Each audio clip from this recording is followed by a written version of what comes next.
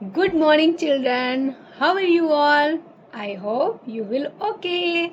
So, today I will teach you विनय के पद written by Tulsidas ji. You know Tulsidas ji, सब जानते हैं, मुझे पता है. तुलसीदास जी को कौन नहीं जानता है. और वो भगवान राम के कितने बड़े भक्त थे, ये भी हर कोई जानता है. ठीक है. और उन्होंने कई पदों की रचना की थी. ठीक है, ये भी जानते हो आप लोग.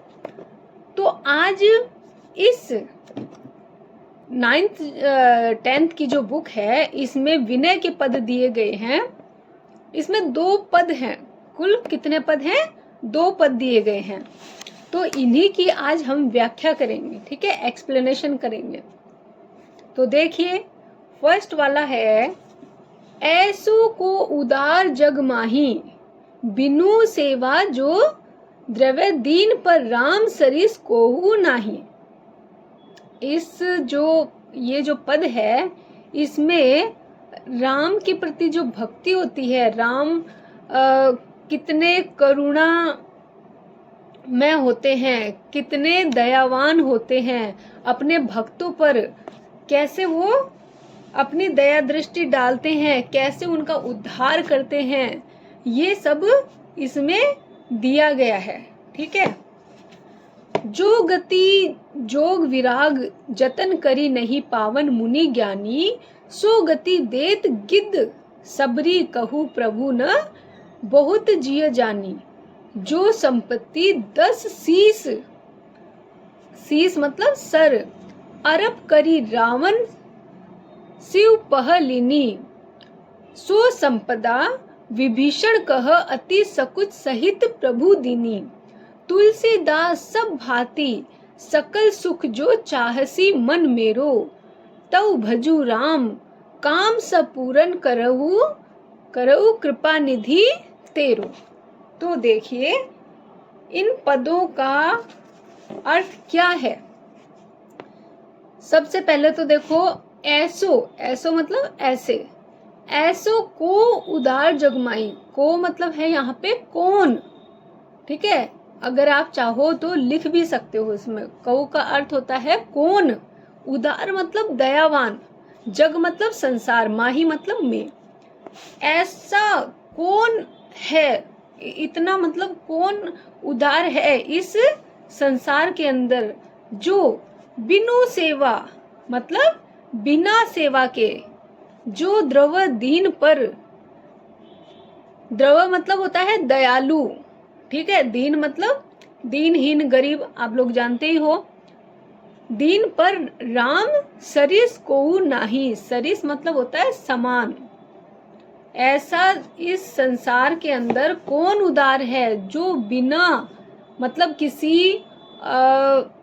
किसी क्या बोलते हैं, जैसे मतलब मैंने आपका कुछ भी अच्छा नहीं किया है. ठीक है, मैंने आपके लिए कुछ भी नहीं किया, लेकिन फिर भी आप मेरा भला करोगे.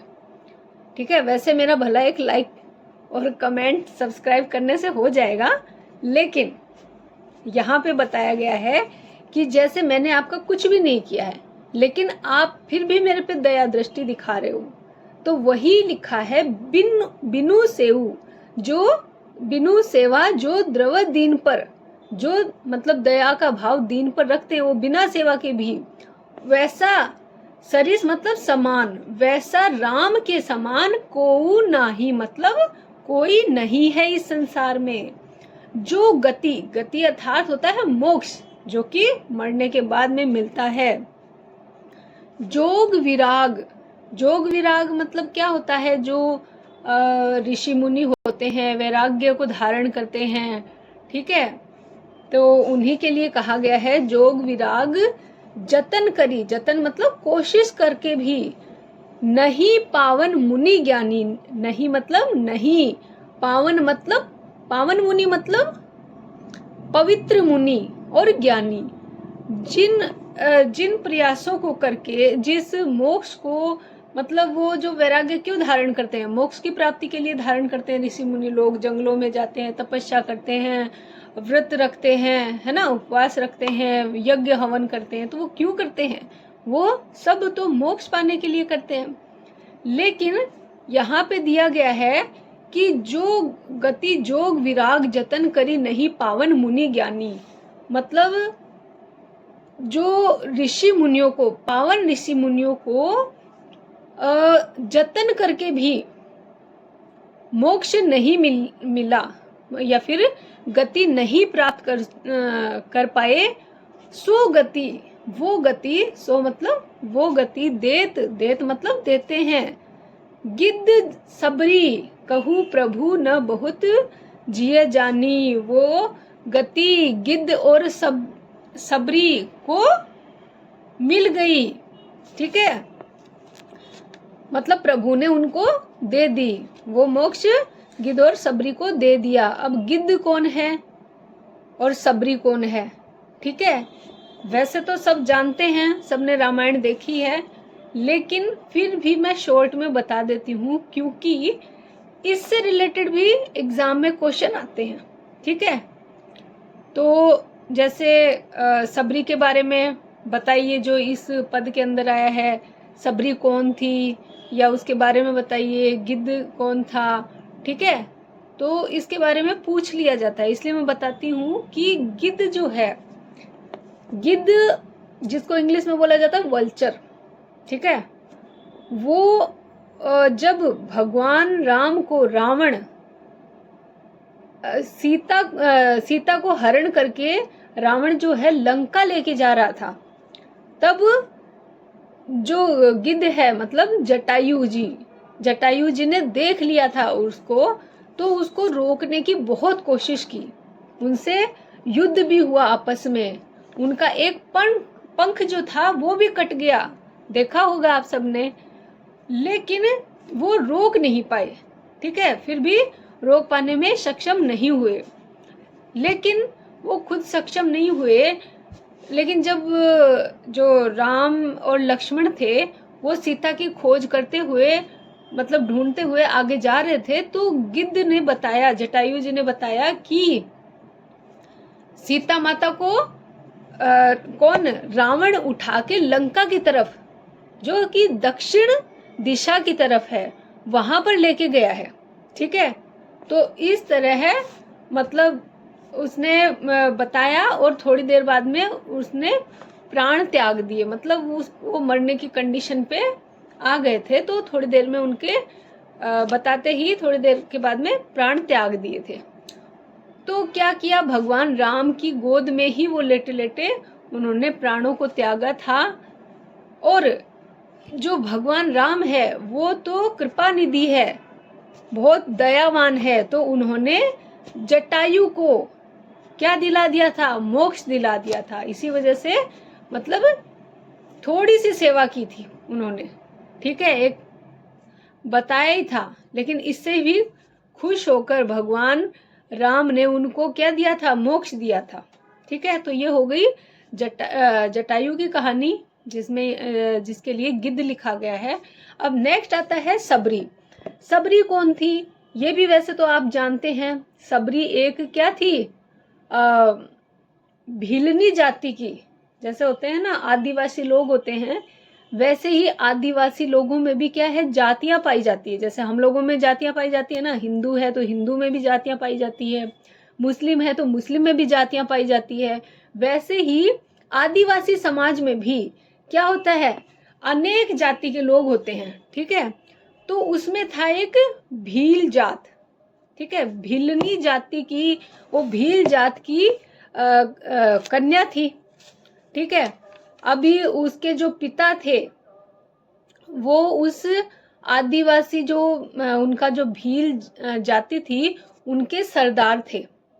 ठीक है, भील जाति के सरदार थे। और आदिवासी लोग क्या करते हैं, मतलब शिकार करके अपना भोजन वगैरह खाते हैं। ठीक है, उनका ये आम है, उनके मन में ये दया दृष्टि ये सब चीज नहीं होती है उनके लिए, जानवरों के लिए। लेकिन भीलनी कैसी थी, उसको ये जो अहिंसा है, किसी को जानवरों को मारना है, काटना है, वो उसको बिल्कुल भी अच्छा नहीं लगता था। इसलिए वो सब कुछ छोड़ छाड़ के एक ऋषि की कुटिया में चली गई थी, जिसका नाम है ऋषि शेष। अब यहाँ पे अपवाद है कि वो ऋषि शेष थे या उस ऋषि का नाम ऋषि मतंग था। ठीक है, तो ये अपवाद है। तो उस लिख सकते हैं कि एक ऋषि की कुटिया में रहने लग गई थी उस ऋषि की, और उनकी वो देखभाल करती थी, मतलब जैसे उनके लिए पानी भर देना, उनकी कुटिया की साफ सफाई कर देना, ठीक है, उनके लिए खाना वाना बना देना। तो उन्होंने उस ऋषि ने बताया था सबरी को कि भगवान राम आएंगे और वो तुम्हारा उद्धार करेंगे, तो तुम इसी कुटिया में रहकर भगवान राम का इंतजार करो। ठीक है, तो वो उसी तब से भगवान राम की क्या करने लग गई, वो प्रतीक्षा करने लग गई कि जिस दिन भगवान राम आएंगे तो मेरा भी उद्धार हो जाएगा। ठीक है, मैं उनको देखूंगी, निहारूंगी। तो एक बार जब ये भगवान राम और लक्ष्मण जी सीता की खोज में जब निकले थे, तब उस साइड से होकर मतलब गुजर रहे थे, तब भीलनी उनको पहचान गई। उनको देखते ही पहचान गए कि ये तो मेरे प्रभु राम हैं। ठीक है, तो उन्होंने, अब वो भी एक ट्राइब जाति की थी, कुछ क्या पकवान बनाए क्या नहीं है, उसके पास जो भी मतलब एक क्या अवेलेबल था, बेर अवेलेबल थे बस। ठीक है, पकवान के रूप में ये समझ लो बेर अवेलेबल थे। तो उसमें मतलब श्रद्धा भाव ज्यादा था ना, भगवान राम के प्रति श्रद्धा भाव था ज्यादा, प्रेम का भाव ज्यादा था। तो वो बेर भी है, मतलब भगवान को ऐसे चख कर खिला रही थी कि मेरे प्रभु राम को कुछ खट्टा बेर उनके मुंह में ना चला जाए। ठीक है, तो इसलिए वो चख कर खिला रहे थे। भगवान राम जो थे वो खा रहे थे बड़े प्यार से। तो लक्ष्मण जी ने देखा कि ये तो आपका अपमान कर रही हैं, आप इनके झूठे बेर क्यों खा रहे हो। वो बोले कि अपमान नहीं है, तुम इसके झूठापन देख रहे हो, लेकिन मैं इनका प्रेम भाव देख रहा हूँ। ठीक है, कि वो कितना प्रेम से मुझे खिला रही हैं कि मेरे मुंह में कुछ खट्टा बेर ना चला जाए, इसके लिए वो चख कर मुझे खिला रहे हैं। तो ये उनसे वो खुश होकर क्या किया, उनका भी उन्होंने उद्धार किया। तो ये हो गई सबरी की कहानी। ठीक है, अगर आए तो आप कर सकते हैं। तो इसीलिए लिखा है, सो गति देत गिद्ध सबरी कहू, प्रभु न बहुत जिए जानी, जो संपत्ति 10 शीश अरब करी, रावण शिव पहलिनी। मतलब रावण का सिर, जो संपत्ति मतलब शिव मतलब क्या है, यहाँ पे रावण शिव आया है ना, तो शिव मतलब होता है भगवान शिव, भोलेनाथ जी। तो रावण ने भगवान भोलेनाथ की ही तपस्या की थी। ठीक है, और उन्होंने जब उनको रावण को दर्शन दिए थे, तो मतलब रावण ने उनको खुश करने के लिए या उनकी आज्ञा मानकर अपने शीश को 10 बार काट काट के अर्पित किया। ठीक है, वो ऐसा नहीं है कि 10, कुछ लोग गलत समझ लेते हैं कि रावण के 10 सिर होते हैं, नहीं, उनको उसके अंदर ऐसी थी, मतलब उसको वरदान था कि कितनी बार भी काटेंगे ना तो वो वापस जुड़ जाता था वो सिर। तो वो 10 शीश लिखा है इसीलिए कि 10 बार सिर को काटकर अर्पित किया था भगवान शिव के सामने, और तब उसने इतनी अपार संपत्ति पाई थी कि सोने की लंका तक बना डाली। वो तो लिखा है ना, जो संपत्ति मतलब जो संपत्ति, सो मतलब वो। ठीक है, तो सो संपदा मतलब संपत्ति, विभीषण कह अति सकुच सहित प्रभु दिनी। मतलब जब वो भगवान राम सीता को लेने के लिए आए थे, तो उन्होंने क्या किया था, सीता माता को ले जाने के बाद, मतलब लेके जा रहे थे और रावण को हरा दिया था। तो उस संपत्ति को क्या किया, भगवान राम ने विभीषण को सौंप दिया। जो रावण की संपत्ति थी ना, लालच नहीं किया, वो तो दयावान थे। ठीक है, इसके लिए क्योंकि विभीषण भगवान राम के भक्त थे, तो उस भक्त को वो सारी संपत्ति ऐसे ही मतलब दान में दे दी। तुलसीदास सब भांति, ये विभीषण वाला भी और जो ये रावण वाला भी है, ये मैटर है या फिर जो टॉपिक है ये आ सकता है। तो मैं इसीलिए डिटेल में, वीडियो तो लंबा हो रहा है बट डिटेल में इसीलिए बताया कि अच्छे से समझ में आ जाए आपको। तुलसीदास सब भांति सकल सुख जो चाहसी मन मेरो। तुलसीदास जी कहते हैं कि संसार में जितने भी भांति भांति के सुख हैं, अगर मेरा मन उसको चाहता है, उसको पाना चाहता है, तो मुझे क्या करना चाहिए? मुझे तऊ भजू राम, मतलब मुझे सिर्फ भगवान राम की भक्ति करनी चाहिए। काम सब पूर्ण करे कृपा निधि तेरो, वही सभी काम को पूर्ण करने वाले हैं, वही तुम्हारे कृपा निधि हैं। समझ में आया? तो हमको यहाँ पे भगवान राम की पूजा करने के लिए तुलसीदास जी ने कहा है इस पद के माध्यम से। चलिए नेक्स्ट देखते हैं। जाके प्रिय न राम वदहि, ठीक है, राम वदहि तजिए ताही कोटि वैरी सम जदपि परम स्नेही। तजो पिता प्रहलाद विभीषण बंधु भरत महतारी, बलि गुरु तजो कंत ब्रज बनिता ही, भय मुद मंगलकारी। नाते नेह राम के मनियत सुहुद सुवेश्य, जहां लो अंजन कहाँ आँख जेहि फूटे, बहु तक कहो कहाँ लो। तुलसी सो सब भांति परम हित, पूज्य प्राण ते प्यारो। जासो होय स्नेह राम पद, एहु मतो हमारो। ठीक है, इसमें क्या बताया है?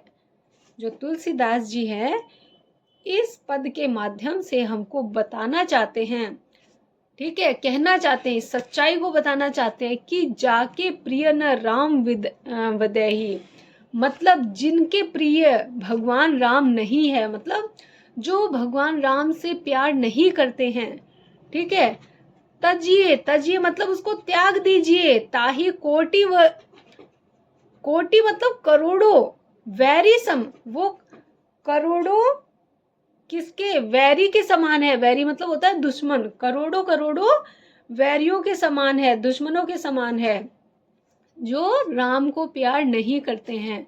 यद्यपि परम स्नेही, यद्यपि मतलब जितना भी, चाहे वो जितना भी परम स्नेही क्यों ना हो, मतलब कितना भी वो प्यारा, आपका प्यारा क्यों ना हो, लेकिन वो भगवान राम की अगर पूजा नहीं करता है वो, तो उसको बिना सोचे समझे त्याग दो।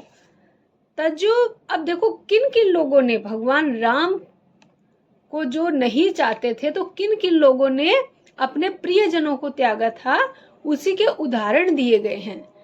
तजो पिता प्रहलाद, जो प्रहलाद के बारे में जानते हो आप, होलिका भी मनाते हैं तो हम इसी के लिए मनाते हैं, है ना। तो तजो पिता प्रहलाद, जिस प्रकार प्रहलाद ने अपने पिता को त्याग दिया। विभीषण बंधु, बंधु मतलब भाई, विभीषण ने अपने भाई, अपने बंधु रावण को त्याग दिया। भरत महतारी, और जो भगवान राम के छोटे भाई थे भरत, उन्होंने अपनी महतारी अर्थात अपनी माता को त्याग दिया। बलि गुरु तजो, जिस प्रकार बलि ने अपने गुरु, जिनका नाम था शुक्राचार्य, उनको त्याग दिया। कंत ब्रज बनिता ही, कंत मतलब होता है पति, और बनिता ही मतलब होता है स्त्रियां। जो ब्रज की स्त्रियां हैं, उन्होंने अपने कंत को त्याग दिया, अर्थात अपने पति को त्याग दिया। भय मुद मंगलकारी, और भगवान ने क्या किया? उन सबका मंगल ही किया। अब देखो प्रहलाद की कहानी आप सब लोग जानते हैं, ठीक है। वो प्रहलाद के जो पिता थे, फिर भी थोड़ा शॉर्ट में बता देती हूँ। जो प्रहलाद थे, भगवान विष्णु की पूजा किया करते थे, भक्ति किया करते थे। भगवान विष्णु भी और राम है, भगवान कृष्ण है, ये सब भगवान तो एक ही हैं, रूप अलग अलग हैं। तो देखिए मतलब अवतार अलग अलग हैं। तो वो जो प्रहलाद थे, भगवान विष्णु की पूजा किया करते थे, लेकिन उनके पिता क्या बोलते थे कि मैं ही तुम्हारा भगवान हूँ, सिर्फ मेरी ही पूजा करो, बाकी तुम्हारे लिए और कोई भी भगवान नहीं है, मेरे से बड़ा कोई भगवान नहीं है। तो इस प्रकार उन्होंने क्या किया, परेशान होकर अपने पिता को ही त्याग दिया। विभीषण ने रावण को त्याग दिया। मैंने बताया था उन्होंने भी जो रावण था उन्होंने भी माता सीता को उठाकर घोर पाप किया था। ठीक है, वो भगवान राम को अपना शत्रु मानता था, इसीलिए विभीषण ने अपने बंधु मतलब भाई को त्याग दिया। भरत जानते ही हो, भरत की जो माता थी केकई नाम था, उन्होंने क्या किया, दशरथ से एक मतलब वादा लिया हुआ था। उन्होंने कभी प्रॉमिस किया था कि हाँ भाई तुमको तुम्हारी कोई भी जैसे विश होगी कभी मैं पूरा मतलब पूरा करूंगा, कभी मांगने के लिए बोला था, लेकिन उसने क्या किया था, अपनी विश को पेंडिंग रख दिया था। ठीक है, लेकिन जब भगवान राम का मतलब राजा बनना तय हो गया, तब उसने क्या की, अपनी कंडीशन राजा दशरथ पे डाल दी कि जो प्रॉमिस उस टाइम पे किया था, जो वादा मेरे से पहले किया था ना, वो वादा मुझे आज पूरा करवाना है।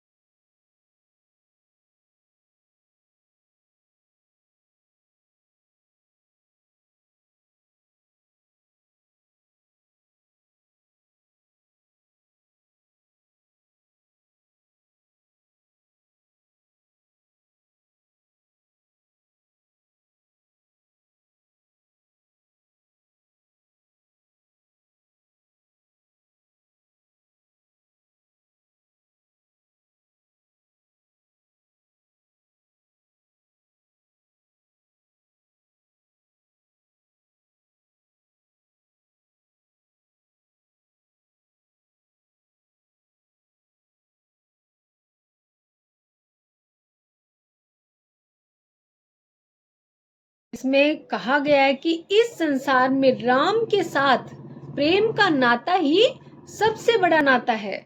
ठीक है, राम के साथ प्रेम ही सभी प्रकार के संबंधों का आधार होना चाहिए। ठीक है, तो इसीलिए काजल का भी दिया गया है एग्जाम्पल कि ऐसे सुरमे या काजल को आंख में लगाने से क्या लाभ जिसका प्रयोग करने पर आंख ही फूट जाए। भाव इसका यह है कि श्री राम सीता के विरोधियों से प्रेम करने तथा संबंध बनाने पर क्या होता है, इंसान की हमेशा हानि ही होती है। तुलसीदास जी कहते हैं कि उनकी ऐसी सम्मति है, मतलब उनका ऐसा मत है कि जिसका राम सीता से स्नेह है उसी से परम हित होता है। मतलब जो इंसान भगवान राम और सीता को प्यार करता है, प्रेम करता है, मानता है, उसी का ही परम हित होता है। आई होप आप सबको ये समझ में आया होगा। मैंने अपनी तरफ से समझाने की पूरी कोशिश की है। अगर वीडियो अच्छा लगे तो प्लीज़ लाइक, कमेंट और सब्सक्राइब कीजिए। Thank you.